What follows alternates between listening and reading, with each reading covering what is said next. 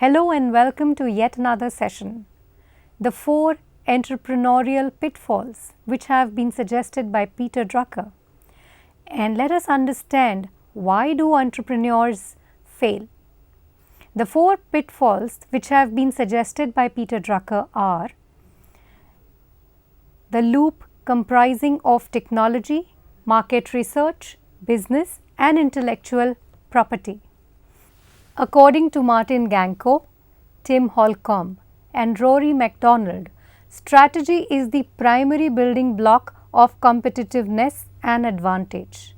As an organizational process, this encompasses a range of activities in which firms engage to establish and sustain a competitive advantage. Compared to established firms, entrepreneurial firms may face many challenges that diminish their likelihood of success and survival. Especially, entrepreneurs lack resources. They may not have well accepted markets for their products and services, and that often operate in highly ambiguous contexts. Classical arguments characterize strategy formulation as an organizational level process that encompasses a range of activities firms engage in and to establish and sustain a competitive advantage. These activities include market and industry analysis, product or service design and development, operations and technology management, customer development and other varied aspects of new firm's culture, shared value system and vision. Now, let us start our discussion with entrepreneurial strategy for new entry. New entry refers to offering a new or established product in established or new market by creating a new organization. Has newness in both positive differentiations from its competitors as well as negative challenges. Let us look at entrepreneurial strategy generating and exploiting new strategies. It can be seen in the flow chart.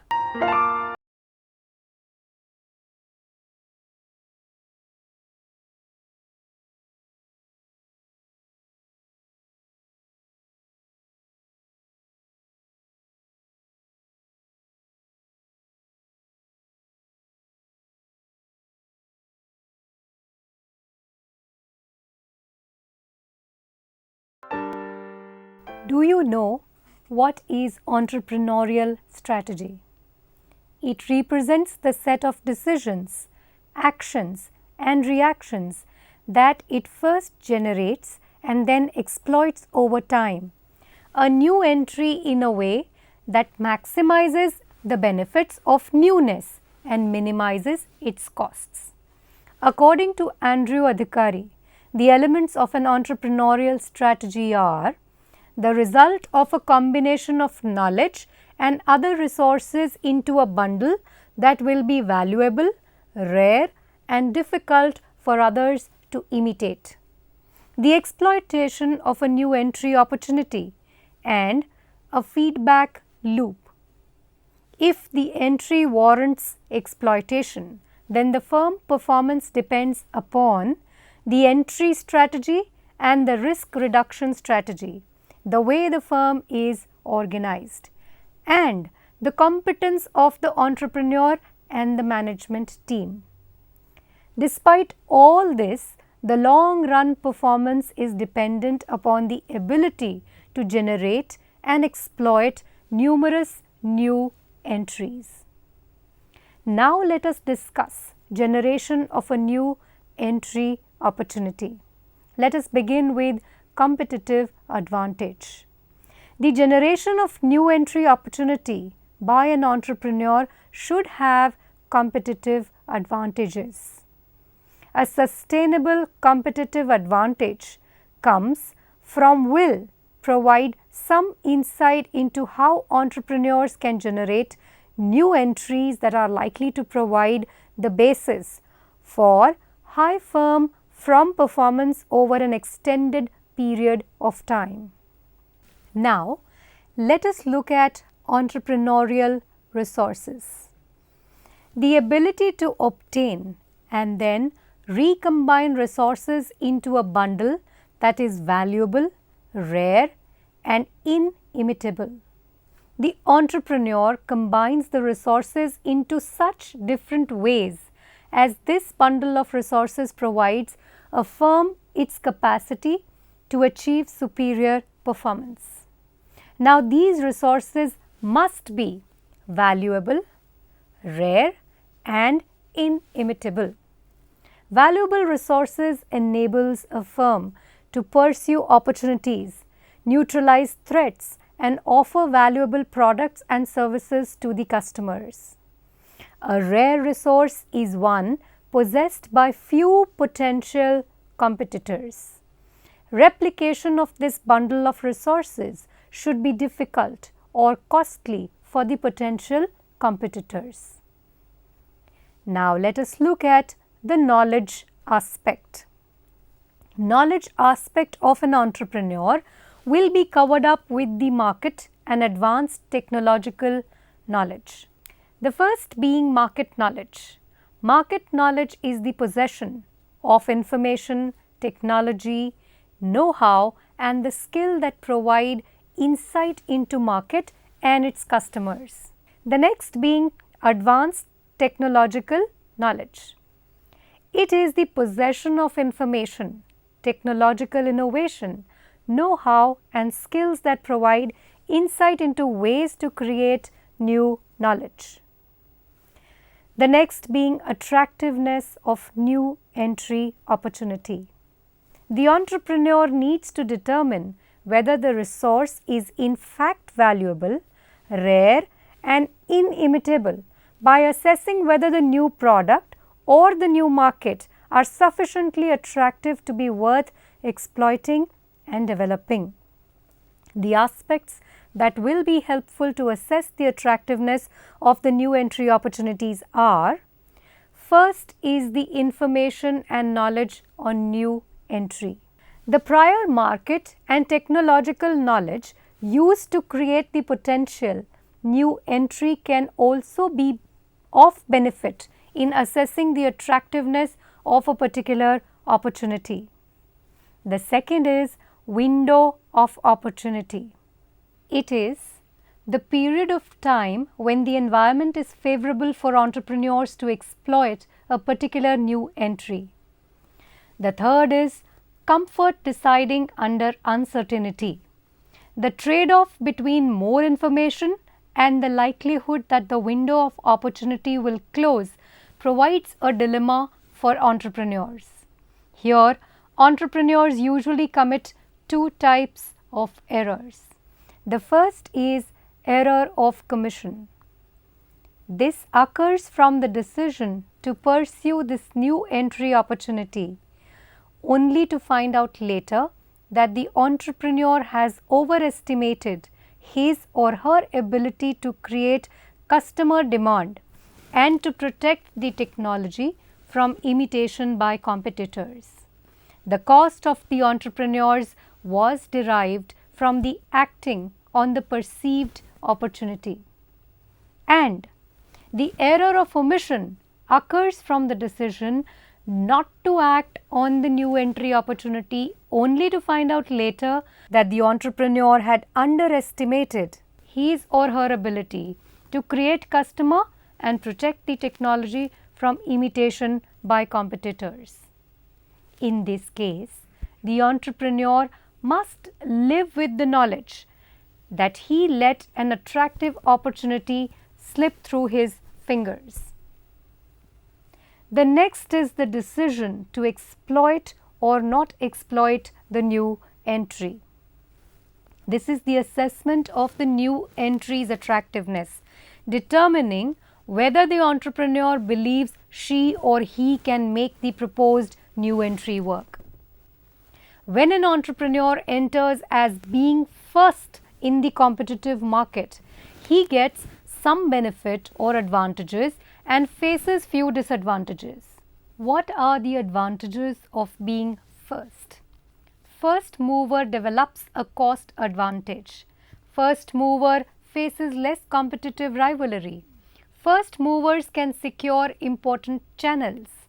First movers are better positioned to satisfy customers. First movers gain expertise through participation. And now, when we look at the disadvantages of being first. First, demand uncertainty. Considerable difficulty in accurately estimating the potential size of the market, how fast it will grow, and the key dimension along which it will grow.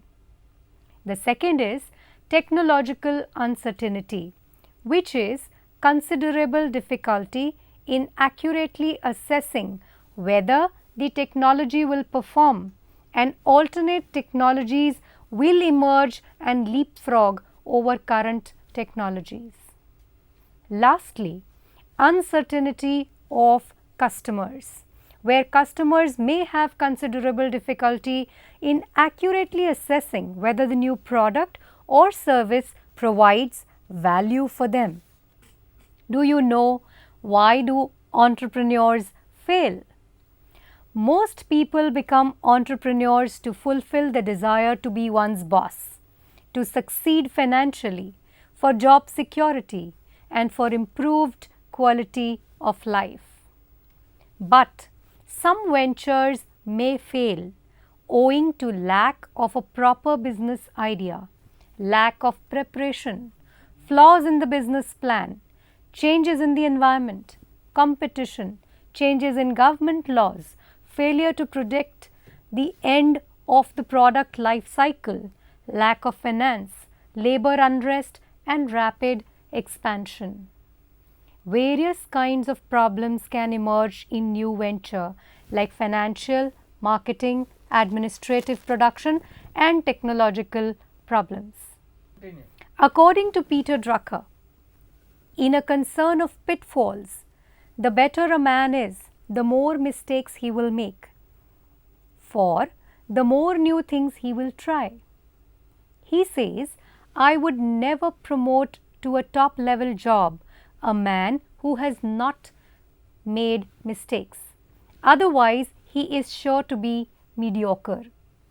Many ventures start out with an enthusiasm and perform well in beginning and then suddenly are up to their ears in trouble. Are there any typical mistakes entrepreneurs make? Peter Drucker pointed out there are 4 entrepreneurial pitfalls where the new and growing businesses typically get into troubles, which are: the first pitfall, that the majority of successful new products or services do not succeed in the market the founder entrepreneur thought it would be, but they succeed in a totally different market. Many businesses fail because the founder entrepreneur is so obsessed with his or her original plan and refuse to grab the opportunity in an unexpected market. The second pitfall is that entrepreneurs do not pay enough attention to cash flow. Entrepreneurs believe that profit is what matters most in the new enterprise. But profit is secondary. Cash flow matters the most. Many businesses are getting caught in a cash crunch because entrepreneurs are financially illiterate and have a hard time grasping the concept of cash flow. The third pitfall is that the entrepreneur outgrows his management base when business grows rapidly beyond expectations. Starting out, the typical founder does everything himself. When the business grows, the entrepreneur begins running around like the proverbial one-armed paper hanger. Unfortunately, the entrepreneur does not realize that he has outgrown his management capabilities. He does not get the management team in place quick enough. Then, all of a sudden, everything goes wrong. The quality falls out of bed, customers don't pay, deliveries are missed, the business is eventually hit hard by management crunch. The fourth pitfall is the entrepreneur begins to put himself and his needs before his business when the business is a success. He has worked 18 hours a day for 14 years. He does not enjoy it anymore. He knows he is not concentrating on the right things. But it is difficult for him to face up the harsh reality and start asking, what does the business need at this stage? And do I have those qualities? He does not realize that it is time to bring in an outsider. He ends up killing himself and the business. So, what is the conclusion? As much as you get reactions of business failure, the business success will be closest. Success and failure both are interdependent and interrelated, especially in relation to expectations. Most of the problems or causes of failures are under the control of the entrepreneur. Thus, entrepreneurs can avoid venture failures by managing known causes of failures which are under their control. And now it is time to summarize what we have gone through in the session. The entrepreneurial strategy represents the set of decisions, actions and reactions that it first generates, then exploits over time a new entry in a way that maximizes the benefits of newness and minimizes its cost. The generation of new entry opportunities, the result of a combination of knowledge and other resources into a bundle that will be valuable, rare and difficult for others to imitate. The entrepreneur needs to determine whether it is in fact valuable, rare and inimitable by assessing whether new products or new markets are sufficiently attractive to be worth exploiting and developing. However, many ventures start out with an enthusiasm and perform well in the beginning and then suddenly are up to their ears in trouble, which has been explained by the 4 pitfalls by Peter Drucker.